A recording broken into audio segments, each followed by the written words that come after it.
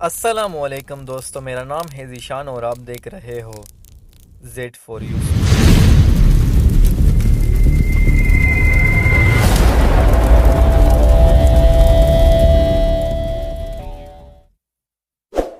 ماہ رمضان لفظ عربی زبان کا لفظ ہے۔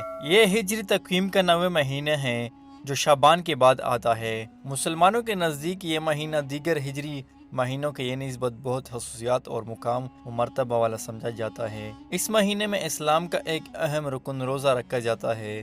روزے کے دنوں میں فجر سے لے کر غروب آفتاب تک کھانا پینا منع ہوتا ہے۔ رمضان کے مہینے کا آغاز 29 شعبان کو چاند دیکھنے کے بعد اور چاند نظر نہ آنے کی صورت میں 30 شعبان کے بعد ہوتا ہے۔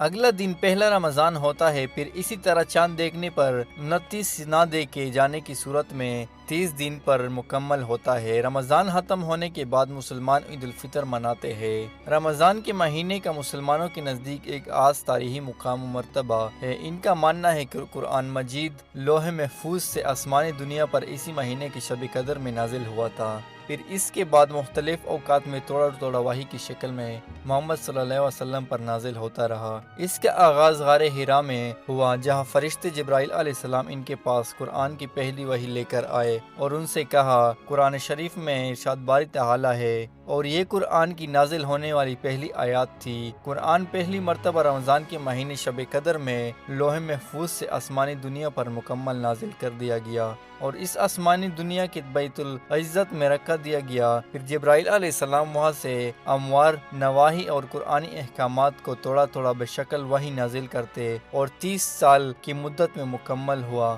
رمضان کے مہینے میں مسلم ممالک اور معاشرہ بہت سی دینی شعائر کا اہتمام کرتی ہے، مثلا نماز، تراویح اور آخری عشرے میں اعتکاف وغیرہ۔ اسی طرح بہت سے اعمال و رسوم بھی ادا کیے جاتے ہیں، جیسے افطار کے دسترخوان کا اہتمام اور دوسروں کو افطار کی دعوت وغیرہ۔ اس کے علاوہ بہت سے مظاہر اور روایتی کاموں کا نظم کیا جاتا ہے، مثلا رمضان میں فانوس کم سے ذبائش کی جاتی ہے، ماکولات کا روایتی اہتمام خوب کیا جاتا ہے، افطار کے بعد اور سحری میں شیرنی یا میٹھی پکوان کا نظم وغیرہ ہوتا ہے۔ رمضان نام یہ صرف اسلام کی ایجاد نہیں ہے، بلکہ یہ نام زمانہ جاہلیت میں موجود تھا اور مہینے کے ہی نام کے طور پر استعمال ہوتا تھا۔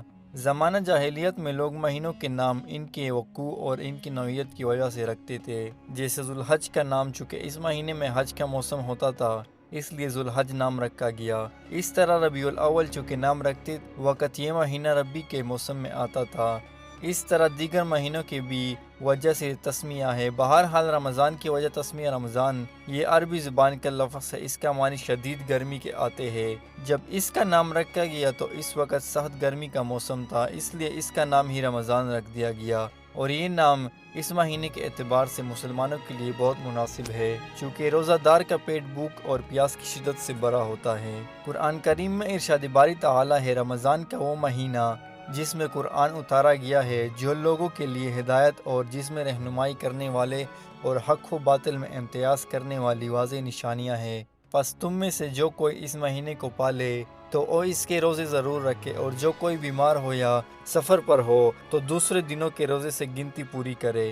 اللہ تعالیٰ تمہارے حق میں آسانی چاہتا ہے اور تمہارے لیے دشواری نہیں چاہتا، اور اس لیے کہ تم گنتی پوری کر سکو، اس لیے کہ اس نے تمہیں جو ہدایت فرمائی ہے اس پر اس کی بڑائی بیان کرو، اور اس لیے کہ تم شکر گزار بن جاؤ۔ اسلام میں رمضان کے مہینے کی فضیلت و اہمیت سے متعلق بہت سی قرآنی آیات اور احادیث ہے۔ چونکہ اس مہینے میں اسلام کا ایک رکن روزہ رکھا جاتا ہے جو اسلام میں انتہائی اجر و ثواب کا کام ہے۔ اس کے علاوہ اس مہینے کی فضیلت میں جنت کے دروازوں کو کھول دیا جاتا ہے، جہنم کے دروازوں کو بند کر دیا جاتا ہے اور سرکش شیاطین کو قید کرنا وغیرہ۔ مسلمان اس مہینے میں خاص طور پر سے گناہوں سے بچتے ہیں اور نیکی و خیریت کے کام کرتے ہیں۔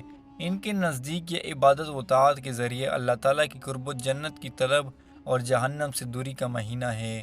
ابو ہریرہ رضی اللہ عنہ اس سے روایت ہے کہ رسول اللہ صلی اللہ علیہ وسلم نے فرمایا، اس مہینے کی پہلی رات میں شیاطین اور سرکش جناتوں کو قید کر لیا جاتا ہے، جہنم کے دروازوں کو بند کر دیا جاتا ہے، اس کا ایک بھی دروازہ نہیں کھلا رہتا۔ اسی طرح جنت کے سارے دروازوں کو کھول دیا جاتا ہے، اس کا ایک بھی دروازہ بند نہیں رہتا۔ اس طرح ایک دوسری آیت کا ترجمہ ہے، رمضان کے مہینے میں قرآن نازل کیا گیا جو لوگوں کے لیے ہدایت اور فرقان کا دلیل ہے۔